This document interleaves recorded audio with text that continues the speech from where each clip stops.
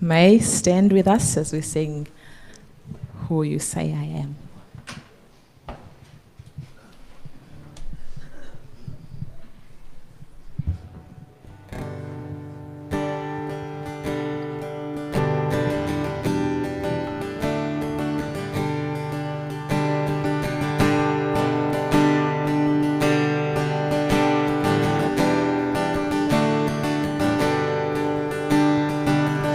Who was I that the highest King would welcome me?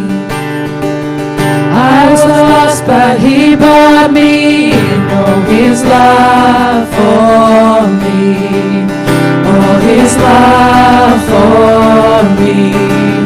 Who the Son sets free, oh, is free indeed. I'm a child of God, yes I am. Free at last He has ransomed me, His grace runs deep. While I was a slave to sin, Jesus died for me. Yes, He died for me. The Son sets free, oh, it's free indeed. I'm a child of God, yes I am. In my Father's house, there's a place for me. I'm a child of God, yes I am. I am chosen, not forsaken. I am who You say I am. You are for me, not against me. I am who You say I am. I am chosen, not forsaken. I am who You say I am. You are for me, not against me. I am who You say I am. I am who You say I am. The Son sets free, all is free indeed. I'm a child of God, yes I am. In my Father's house, there's a place for me. I'm a child of God, yes I am. Amen. Please be seated.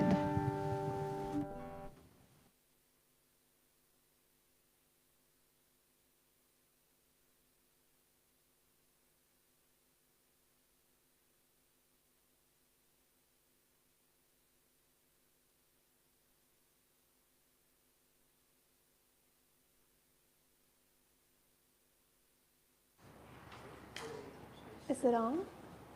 Okay. Happy Sabbath, everyone. Happy Sabbath.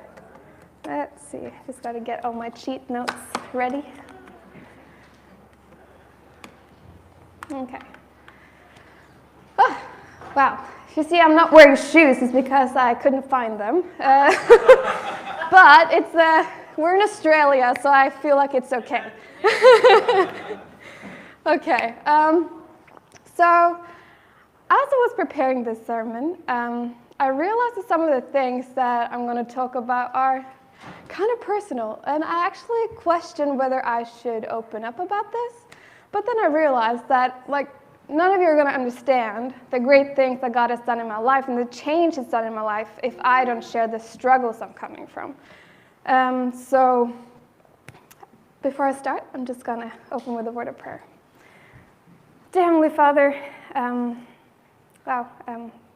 what a privilege to stand here to share the great works that You've done in my life. And I just pray that as I share my testimony, that Your name will be glorified.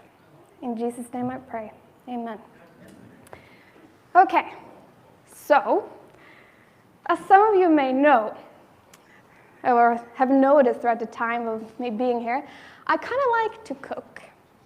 And you can just ask any of the girls that I live with. They'll say it's true. I make a lot of mess in the kitchen, I know. But or you can ask anybody who's known me for the last 5, 6, 7 years, and they will say the same.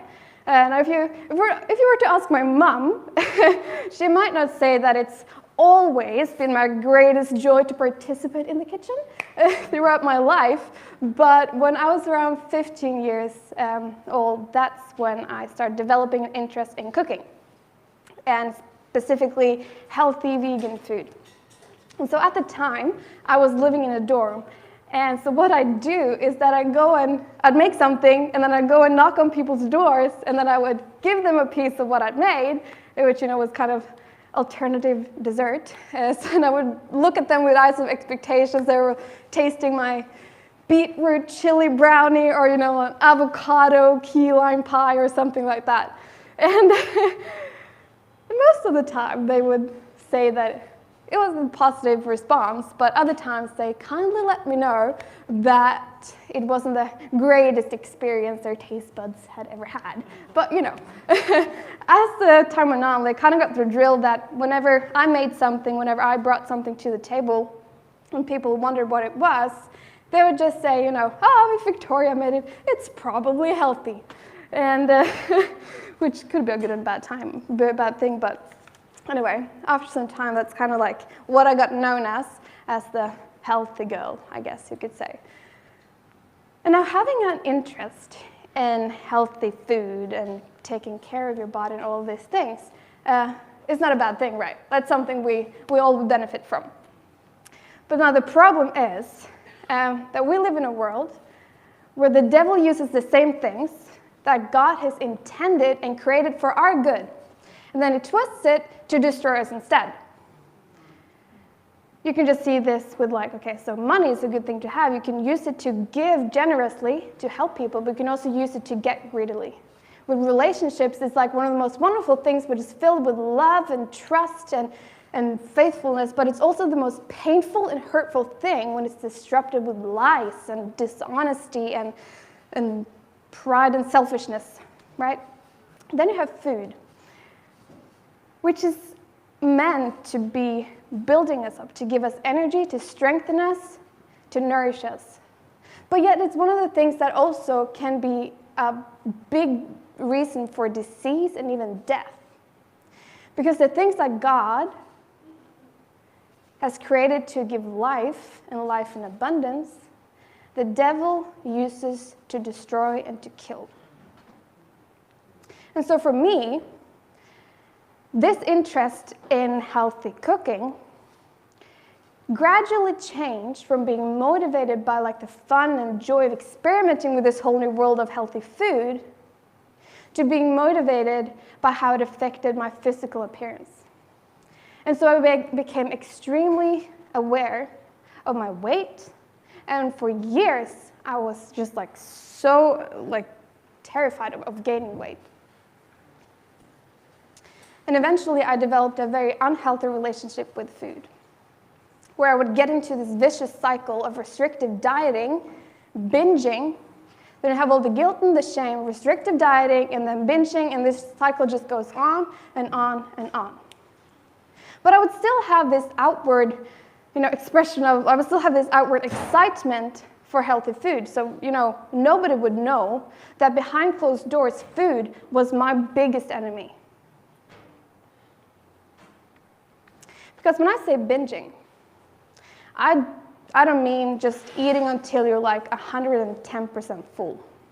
I mean uncontrollable, impulsive consumption of food to the point where you're feeling sick, but you still keep eating. I didn't even have to be hungry, didn't even have to like the food, didn't even have to enjoy it. Sometimes it was actually nothing but physically painful, but I still keep eating.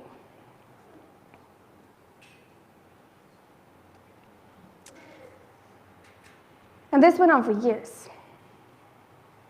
This vicious cycle just went on and on to the point where I just accepted that this is just a part of who I am. And there's nothing I can do about it. I will forever keep having these incidences, and I have no control. I felt imprisoned, felt shackled to this terrible, unhealthy mindset, and I had no idea where to find the key to unlock it. Then fast forward in June this year, there's this guy named Blake, some of you may know him. He preached, and he made us write a letter to ourselves in 6 months. Where did we want to be come December this year? And what did we have to do between now and then in order to get there? Now, at this point, I was in a pretty bad place emotionally, and I was struggling a lot with binging, probably the most that I have ever, which had caused me to gain more weight than I also ever had. But I want to be very careful when I talk about this, because you may, look at me like I'm not fat, and you probably have not thought that throughout my time here at RTM, I have not also been fat, which is true. I am very aware that I am not on an unhealthy weight, and I'm very aware that I have never been overweight. But I knew that at that time, if I didn't make any changes to the way that I was living, that would be the way that I was heading down 6 months from then. Because my habits were unhealthy, my mindset was unhealthy, and the weight that I was at was unhealthy for me because it was a result of those unhealthy habits and that unhealthy mindset.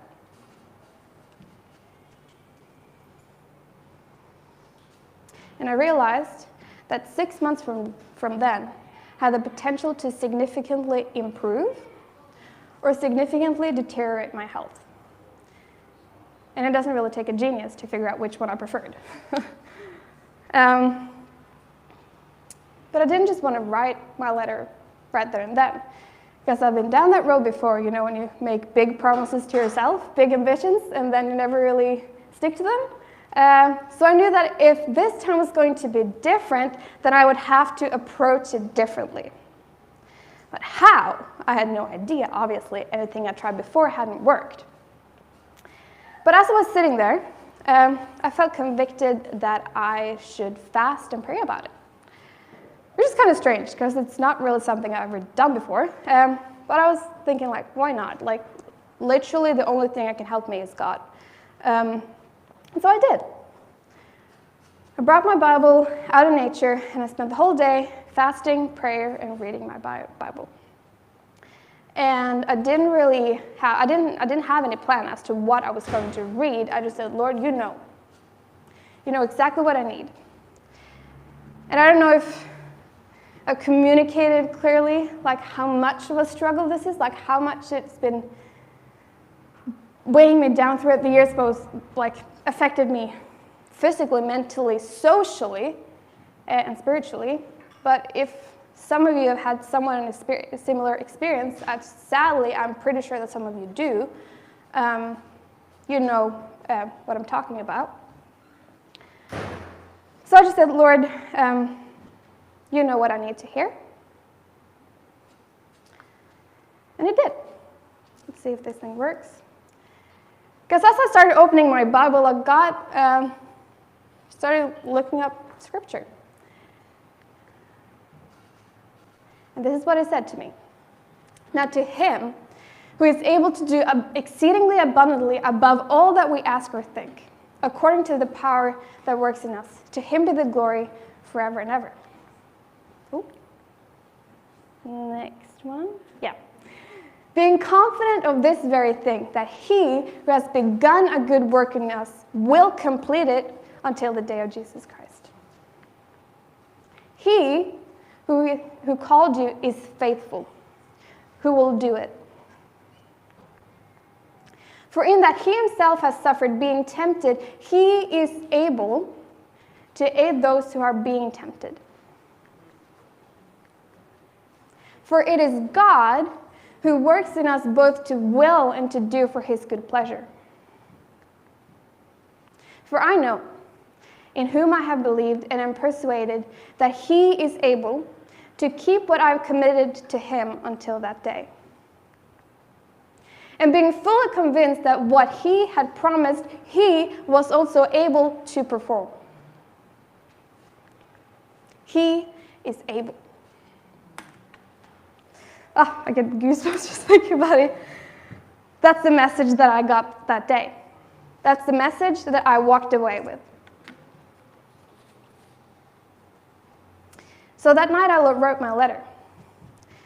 Just thinking, Lord, I don't know how you're going to do this, but I'm going to claim those promises that you have given me today, and now your word. I am trusting that you will be faithful to fulfill them.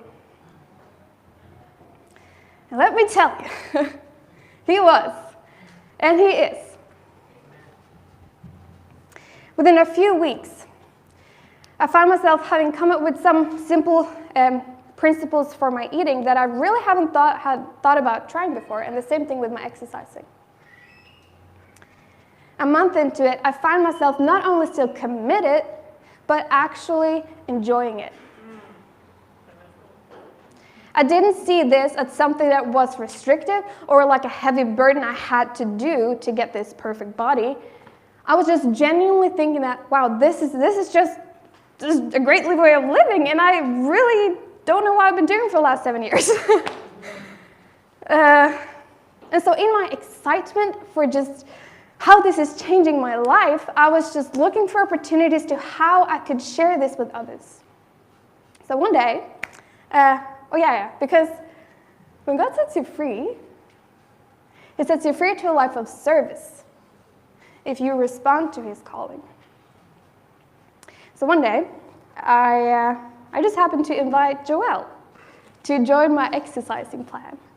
And she's been very happy about every time I come in the morning to say, oh, let's go. But I didn't really know at the time of asking her that was actually an answer to prayer for her. And later she also reached out to me and asked me if I could help her with her eating and her diet. Then, not long after, I get the idea that I want to start up with cooking classes for the young girls in our church. Because I was just so excited. I was just like, oh, this is amazing. Like, I just want to show them all that there's so many good ways you can eat, and food is not the enemy. And I just want to equip them and teach them how they can nourish their bodies themselves, how they can cook for themselves. And a couple months in, I get the opportunity to start cooking for the Depression Anxiety Recovery Program.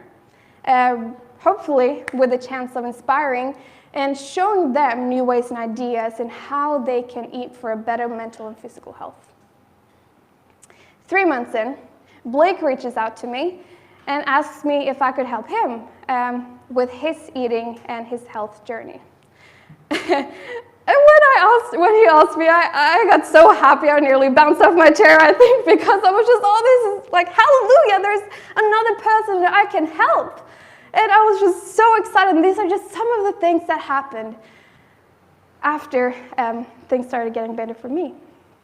And so coming from a place where I, for years, have been struggling to take care of my own health, all of a sudden, I'm in this position where I, by the grace of God, am able to help other people in the exact area where I was struggling.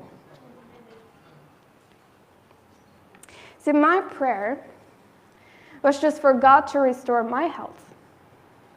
But God, who is able to do exceedingly abundantly above all that we ask or think, and whose plans and thoughts are way higher than my thoughts and plans, had more in mind.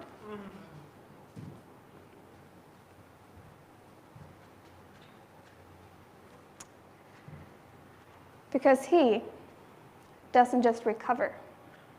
He goes beyond recovery. And the same things that the devil uses to ruin us and to weaken us, to destroy our lives, those things God can again fight against, and he can use that to become our greatest strengths and give us something that we can use to bless others. In Romans 8:37, we read that we are more than conquerors through him who loved us. Amen. Now, looking back, I'm also just amazed at seeing how God just kept giving me opportunities as He saw that I was ready for it, as I was able to bear it. Because if anybody had asked me to do any of these things just a couple months earlier, I would not have been able to handle that very well. But it started with me.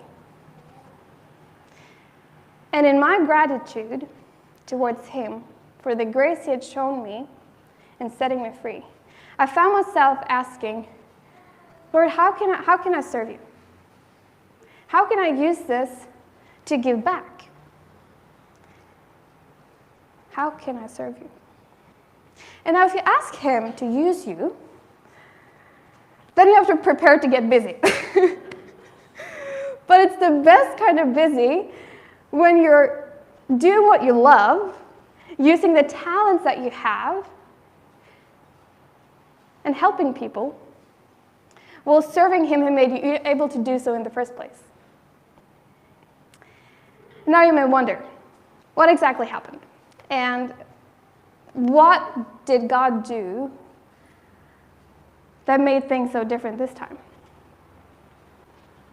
You see, the cool thing about the Bible is that it doesn't only promise that God is able to help you, it also gives you practical advice in how to get yourself out of trouble, or how to avoid it in the first place. But I guess most of us have to go with the first one. And so in the Bible, we found one of these practical tips in Romans 12:2, which says, "Be transformed by the renewing of your mind." In Blake's sermon, for any of you who remember, like about 6 months ago, he said that by changing our thoughts, we're changing our destination. And so this made a lot of sense to me, because if my mind played a key role in getting me into trouble, getting me into this vicious cycle, then why wouldn't my mind, a change of mindset, play a key role in getting me out of it again?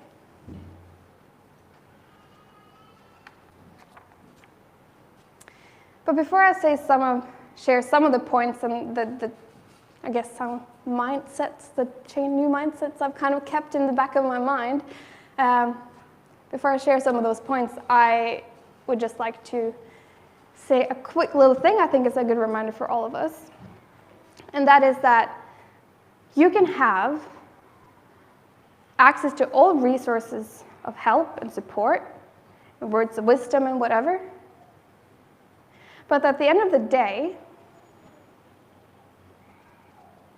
if you don't choose to use that help and support, if you don't actually choose to use it, you're not going to get anywhere. Because there's only so much other people can do before you actually have to choose that you're the one who actually want it. Ellen White writes in Patriarchs and Prophets that none need to be overcome.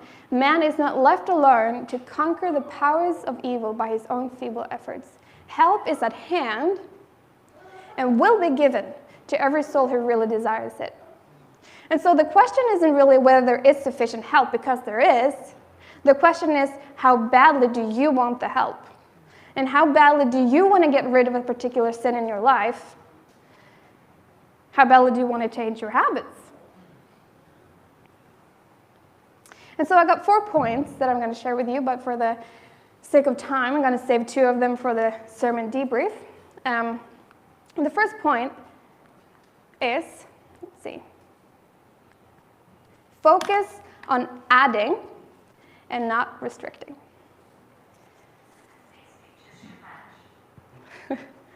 Now, I have been lucky enough to grow up having a close relationship to my grandparents. And as much as I'm sure they've had a lot of wise words to say throughout my life, I can't really say I remember all of it. I'm sorry, Grandpa, if you listen to this, I don't remember everything you've said. But there's one thing that has stuck with me. And that is when my grandpa would look at us and say with somewhat a serious but yet encouraging way, and it would go like this: focus. Focus. That's what I do. Focus is a word that I very much associate with my grandpa. But what is even more important is what we focus on. Because previous times, when I have tried to stick to a particular diet, that I've never been able to because I was focused on the restrictions. I was trying to accomplish better health by taking away bad food, but I was so afraid of actually adding anything. Because if you want to lose weight, you have to eat as little as possible, right? No. Big fat lie. Big fat lie. Not true, because if you want to lose weight, you actually have to eat. And so this time, I simply started adding more nutritious food.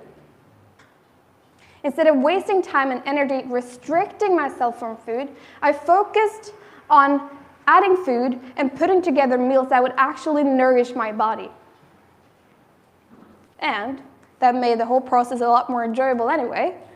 And now looking at my spiritual life, because I found that a lot of these things my points are not only applicable to my health journey, but they're also very relevant to my spiritual walk.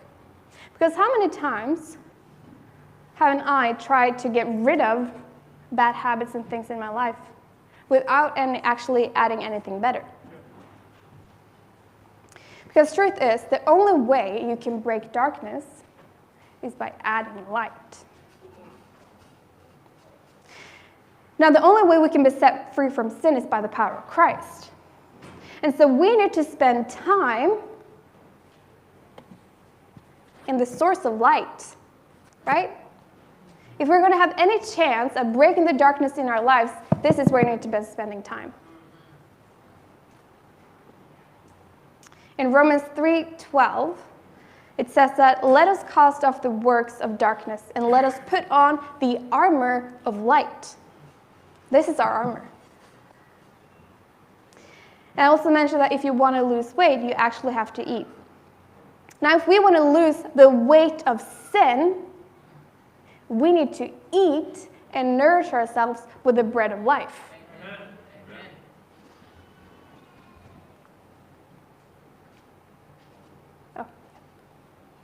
Because Satan well knows that all whom he can lead to neglect prayer and the searching of the scriptures will be overcome by his attacks.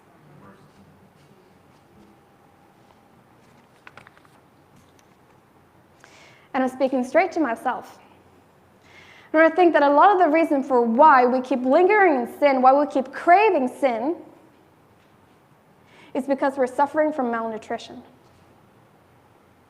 Because when I made sure to nourish myself sufficiently throughout the day, I found that I didn't nearly crave the bad food and an unhealthy amount of food, not even close to as much. But the days when I was eating bad, and if I just started off that, and it was so difficult to get out of that.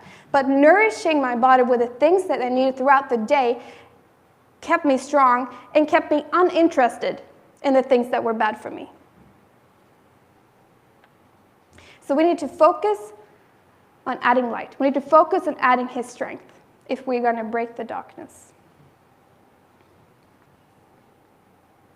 Now, the second one is to focus on the commitment and not the results. Third one, to focus on your mission and not what you're missing. These two we will elaborate on in the sermon debrief for those who are interested, but I'm going to jump to the fourth one, which is called Not For You. Now, for any of you who have seen The Chosen, you know that the first episode is about Mary of Magdala. And she has had a rough life. And she has this habit of going to the pub, going to the bar, to drink away her pain and drink away her problems. But then there's this one scene where she is reaching out for another glass, but then Jesus comes, and he puts his hand on top of her hand, hindering her from grabbing the glass. Then he looks her in the eyes, and then he says, "That's not for you. That's not for you."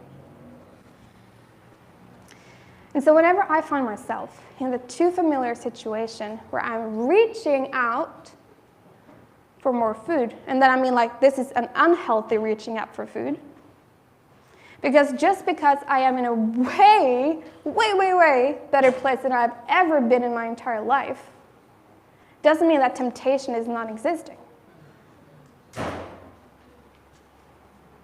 So whenever I find myself in this situation, I imagine Jesus coming and he puts his hand on top of mine, and then he looks me in the eyes. Then he says, Victoria, that is not for you. I don't want to see you go down that road again. I don't want to see you in pain after making that bad decision again. Because you know that this is not good for you. You know that you're going to be in pain. So that is not for you. I don't want you to be captive to that addiction. That's not the plans I have for you. Because I know the plans I have for you. And those are plans of a future. Those are plans of hope. And I want to give you peace. Those are the plans I have for you. That is what I have for you. That is not for you. Because I want you to be free. See, Jesus longs to set you free. That is why he came. To proclaim liberty to the captives, to let the prisoners go free. That is why he came.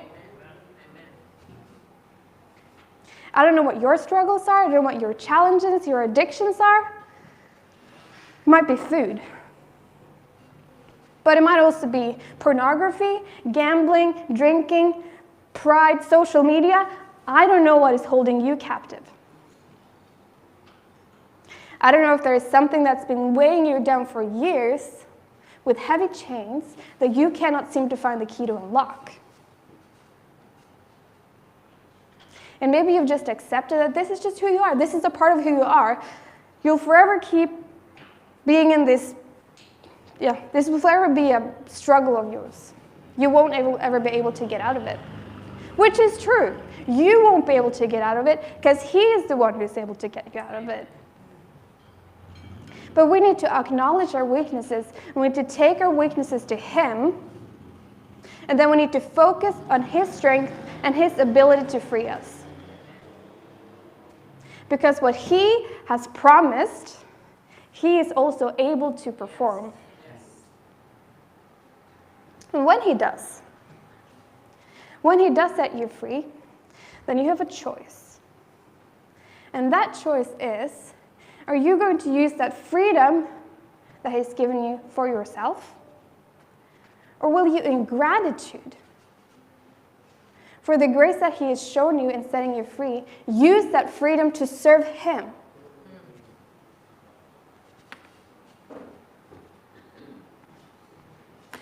By the grace of God, I am what I am. And his grace toward me was not in vain, but I labored more abundantly than they all. Yet not I, but the grace of God which was in me.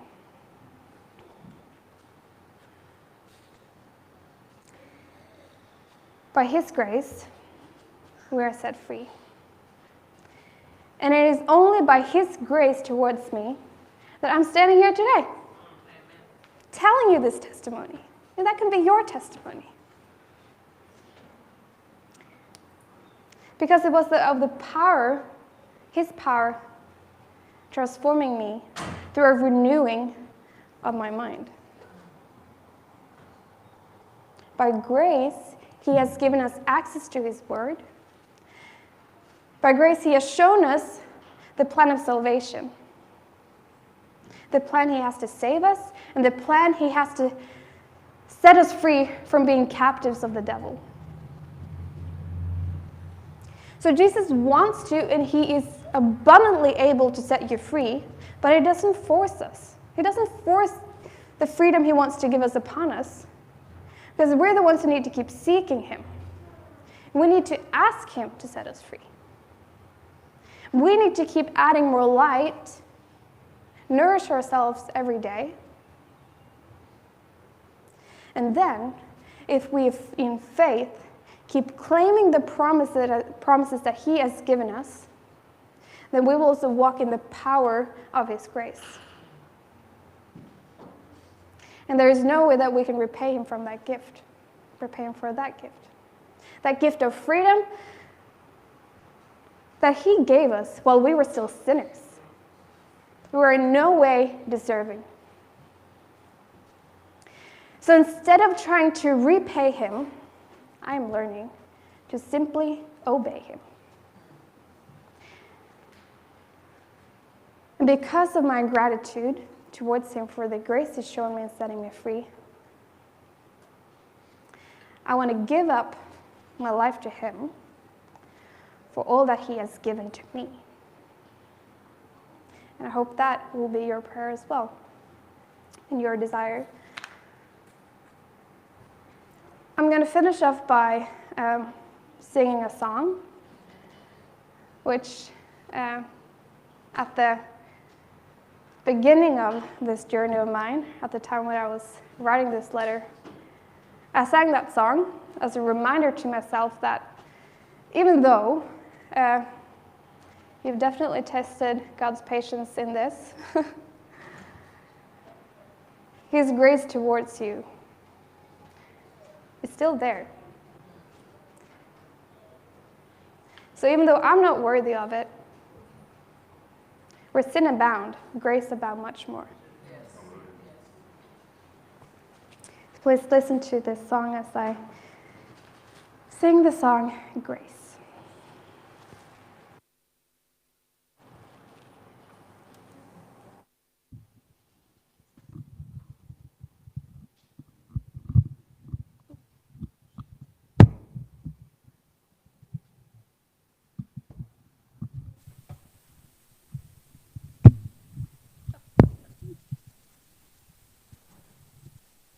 Is this okay?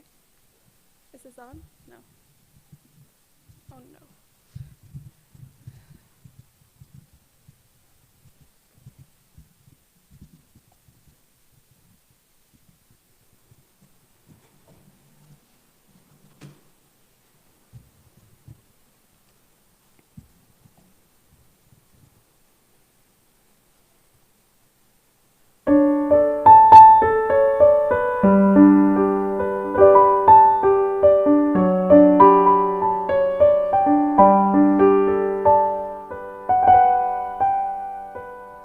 My heart is so proud.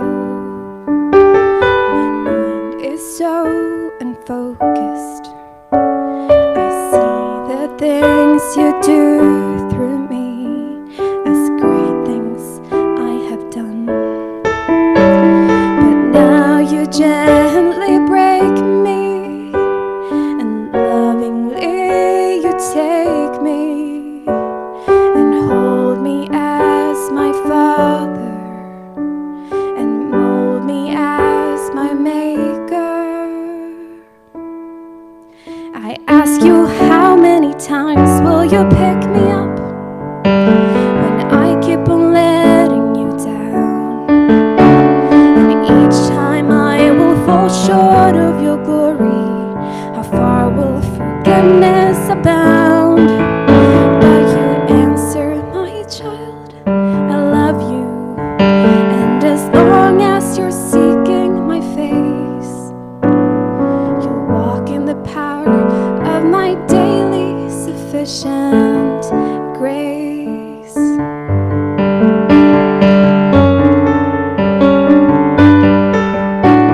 At times I may